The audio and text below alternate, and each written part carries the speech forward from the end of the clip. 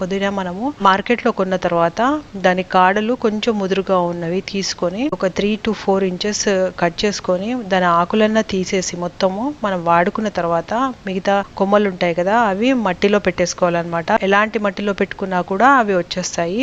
Even చిన్న ఒక glass లో పెట్టిన ప్లాస్టిక్ గ్లాస్ లో పెట్టినా కూడా వచ్చేస్తాయి అనమాట. ఇది దాదాపు 4 సంవత్సరాల క్రితము పెంచిన ఆకుకూరలు అనమాట, పుదీనా కొమ్మలు. సో అప్పుడు చిన్న చిన్న ముక్కలు చేసి పెట్టాను. 2-3 డేస్ కల్లా అవి చిన్న చిగుర్లు వచ్చేస్తాయి. చిన్న చిగుర్లు వచ్చిన తర్వాత 10 డేస్ కల్లా హార్వెస్ట్ చేసుకోవచ్చు.